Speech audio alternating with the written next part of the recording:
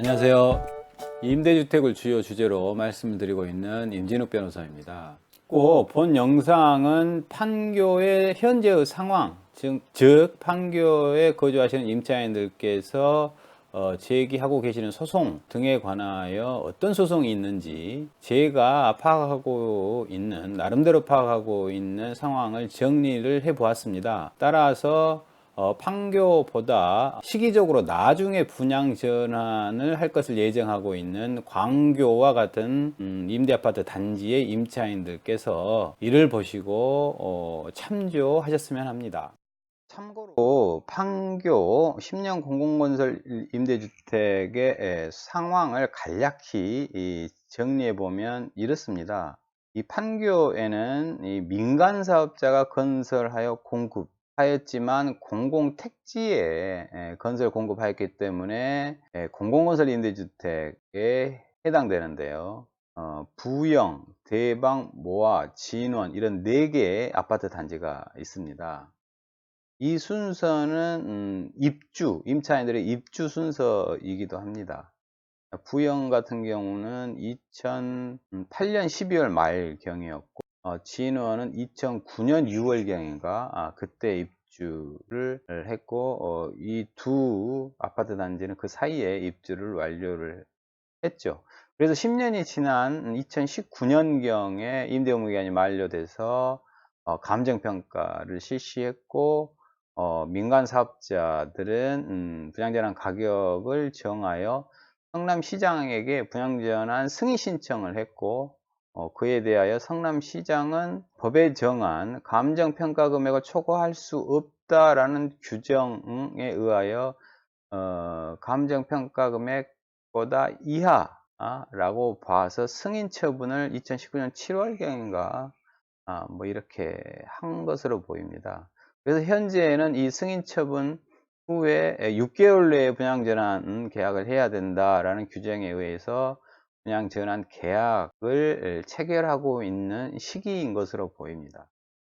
일부는 분양전환 계약을 체결하신 분도 계실 것이고, 또 일부는 계약을 체결하지 않고 소송을 하고 계신 분도 있으실 테고, 어떤 분은 분양전환을 포기하고 이사갈 준비를 하신 분도 계실 것이고, 그리고 또 어떤 분은 소송도 뭣도 아니고 끝까지 명도소송이 들어오더라도 계속 무조건 버티겠다 이런 분도 계신 것 같습니다. 물론 이런 분들은 LH에도 있지요. 어쨌든 판교에는 LH가 건설 공급한 10년 공공건설 임대주택이 있는데요. 이 LH가 공급한 임대주택은 이 민간 사업자가 2009년 6월 말경 입주가 완료된 이후에 입주한 것으로 파악이 됩니다. 그리고 LH가 공급한 10년 공공건설 임대주택은 85제곱미터를 초과하는 단지, 특히 원마을 12단지 같은 경우에는 85제곱미터를 초과하는 경우도 있다고 해요. 반면에 민간 사업자가 건설 공급한 공공건설 임대주택은 85제곱미터를 초과한 곳이 없는 것으로 보입니다. 판교 상황은 어쨌든 이와 같습니다. 그런데 판교 임차인 사이에서도 입장 차이가 있습니다. 물론 이제 결국 분양전환 가격과 관련하여 입장 차이가 있다는 것인데요. 대체로 LH에 거주하는 임차인들께서는 이 분양전환 가격 관련한 법령의 개정이 필요하다고 보는 입장이신 것 같습니다.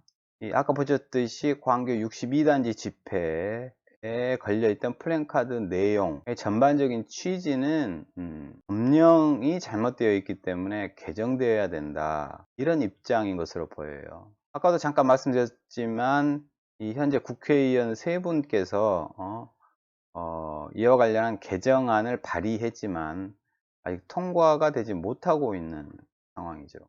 통과가 되지 못한 이유는 국토교통부가 반대를 했기 때문이다, 뭐 이런 이야기도 있고 뭐 여러 이야기가 있습니다만, 왜 통과가 되지 못하는지는 정확히는 모르겠습니다만, 결국 이 개정안이 소급입법 금지 원칙 위배가 아니냐, 이런 이슈 때문이지 않을까 싶어요. 그런데 소급입법 금지 원칙도 굉장히 복잡한 법리가 있는데요.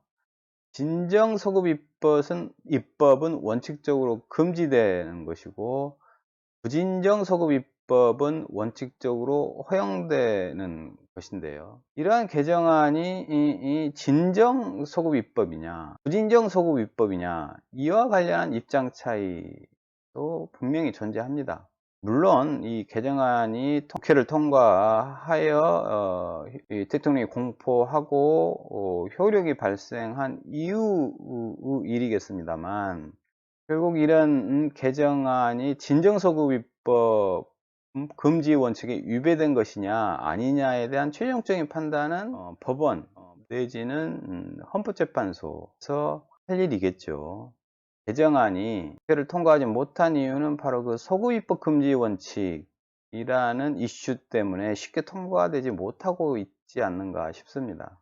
어떤 법률 개정안이 국회를 통과하더라도 헌법재판소에서는 법률이 국회에서 개정을 했지만 그 법률 내용이 이 헌법 위반이다, 이런 판단이 된다면 헌법재판소에서 개정 법률의 효력을 상실시킬 수 있는 권한이 있거든요.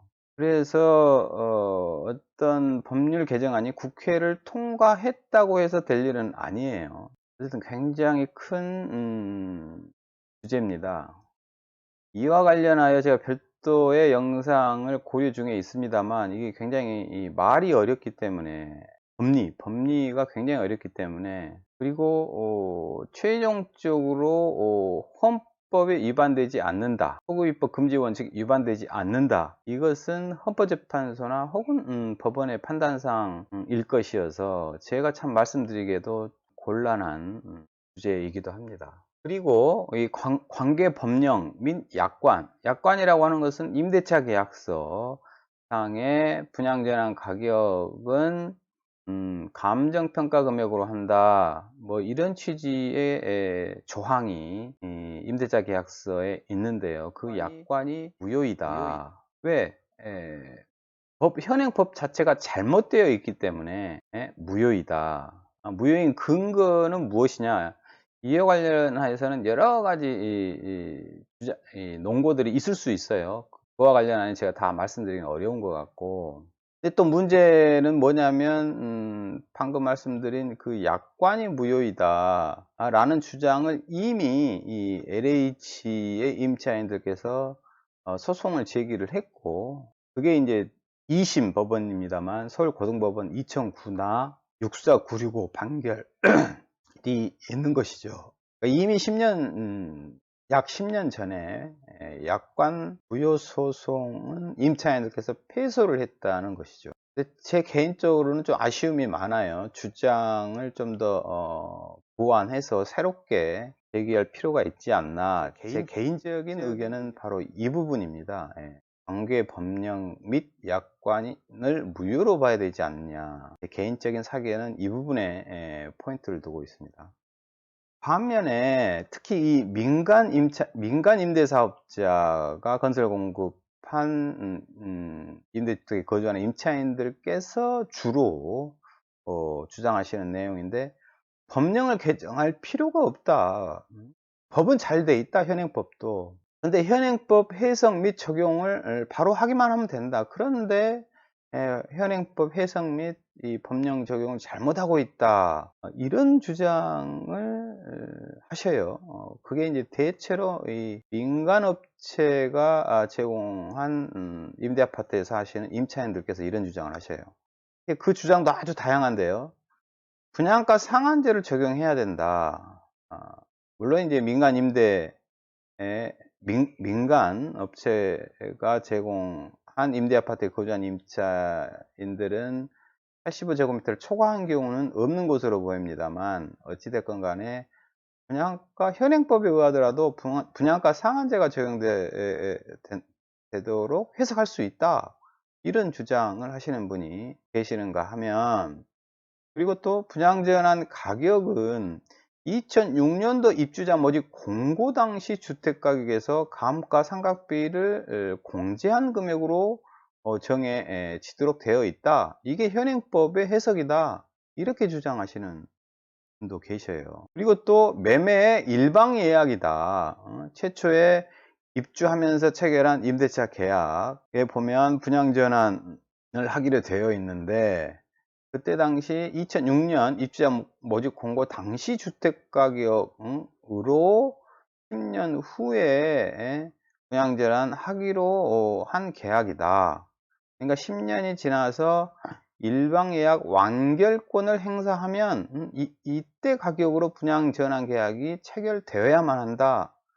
이런 주장을 또 하시는 분도 계십니다. 그리고 또 어떤 분은 감정평가 시점은 입주일, 즉 2009년도 당시다. 10년 전인 2009년도 당시로 정해야 된다. 이런 주장을 하시는 분도 계시고, 또 감정평가 방법을 문제 삼으시면서 거래사를 비교법으로 할 것이 아니라 원가법에 근거해서 해야 된다. 이런 이야기를 하시는 이유는 서울고등법원의 2009나 64965 판결 내용 중에 그런 설시가 있기 때문입니다. 그런데 이 고등법원의 판결은 이 감정평가 방법과 관련하여 원가법을 고려해 볼 수 있다, 뭐 이런 정도의 내용이지, 이 재판의 주요 쟁점은 약관이 무효냐 아니냐 였던 것이지, 감정평가 방법이 이 원가법으로 하지 않고 거래사례 비교법으로 하게 되면 법에 위반된다라는 판단을 한 것은 아닙니다. 어쨌든 감정평가 방법은 원가법에 의하여야 한다. 더러 또 이런 분도 계셔요. 원가법을 잘못 이해하셔서 2009년 입주 당시, 그때 이제 건물이 신축돼 완공되었겠죠.